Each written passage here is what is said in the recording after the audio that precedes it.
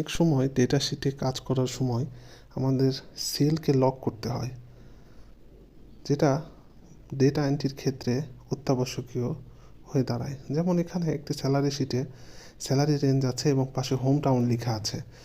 তো আমি চাচ্ছি যে হোম টাউনের যেই ঘরগুলো আছে সেখানে আমার সাবঅর্ডিনেট যে কর্মী আছে সে এটা পূরণ করবে, কিন্তু স্যালারি যে ঘরগুলো আছে সেখানে কোনো টাচ করতে পারবে না বা এডিট করতে পারবে না। তো এই জন্য আমাকে সেল লক করতে হবে। এই জন্য আমি রিভিউ ট্যাব থেকে প্রোটেক্ট যে অপশানটা আছে সেখান থেকে অ্যালাউ এডিট রেঞ্জে ক্লিক করলাম।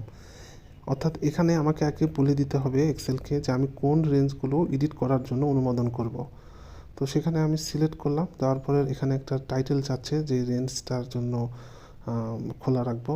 সো এখানে আমি এইচটি দিলাম, এইচটিতে হোম টাউন, তারপরে রেফারেন্সিং সেল অর্থাৎ কোন সেলগুলোতে কাজ করা যাবে, এই সেলগুলোতে কাজ করা যাবে আমি একটু ড্র্যাগ করে সিলেক্ট করে দিলাম। তারপর পাসওয়ার্ড চাচ্ছে, তো আমি এখানে পাসওয়ার্ড দিতে চাচ্ছি না, কারণ আমার গোটা সবগুলো এই ওয়ার্কশিটের সব সেলই আমার লক করে দেবো আমি, এই জন্য আমি কোনো পাসওয়ার্ড দিলাম না। তারপরে ওকে দিলাম, অ্যাপ্লাই করলাম, অ্যাপ্লাই করার পরে ওকে দিলাম। এখন দেখুন, এখন আমার পরবর্তী যে মানে ওয়ার্কশিটের সেলগুলো আছে সেগুলো আমি লক করে দিব। সব সেলই লক হবে, কিন্তু ওইটা লক হবে না, কারণ ওইটা আমি অ্যালাউ করে রেখেছি আগে থেকেই, মানে কাজ করার জন্য অ্যালাউ। তারপরে এখানে বলছে সেল লক করার জন্য একটা পাসওয়ার্ড চাচ্ছে, তো আমি এখানে একটা পাসওয়ার্ড দিয়ে দিলাম, দিয়ে ওকে দিলাম। পরে রিএন্টার করতে হবে আবার যে পাসওয়ার্ডটা দিয়েছেন সেটা, তারপর ওকে করলাম। তারপরে দেখুন আমি একটি ডেটা এন্ট্রি করে দেখাচ্ছি। 1 নম্বরে এখানে ঢাকা লিখলাম, হোম টাউন।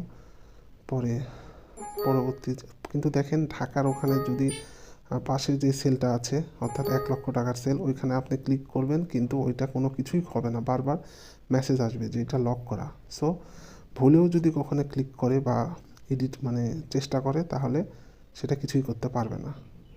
তো দেখেন পরবর্তী রেঞ্জগুলো আমি ডেটা এন্ট্রি করছি, দেখাচ্ছি। অর্থাৎ এগুলাতে আপনি সব কিছুই করতে পারবেন, কিন্তু পাশের সেলগুলাতে বা অন্য কোনো ঘরে আপনার কোনো কিছু করার ক্ষমতা নেই। সেলগুলাতে যদি ডেটা এন্ট্রির প্রয়োজন হয় তাহলে ঠিক আবার রিভিউ অপশন থেকে প্রোটেক্ট শিটে ক্লিক করে পাসওয়ার্ড দিবেন, দিলেই দেখবেন আপনার এই সেলগুলো আবার অবশ্যই আপনি এডিট করতে পারেন। দেখুন এটা ডিলিট করে দিলাম, আবার আনডু করে দিলাম, আনডু করে দিলে দেখবেন ওইটাই আসতেছে। সো আপনি এটা এডিট করার ক্ষমতা পেয়ে যাবেন পাসওয়ার্ড দিয়ে দেওয়ার সাথে সাথেই। তো দেখুন এখন সেলের সবগুলাতেই সব কিছু করতে পারবেন। দেখুন আমি একটা ব্ল্যাঙ্ক সেলে এখানে কিছু একটা লিখছি, লেখার পরে এই যে দেখুন অটোমেটিক্যালি সব কিছু মানে একদম নর্মাল সেলগুলো যেমন সেভাবে কাজ করতে পারবেন। ভিডিওটি ভালো লাগলে লাইক করুন, কমেন্ট করুন এবং এক্সেল মজা চ্যানেলটিকে সাবস্ক্রাইব করুন। Thank you.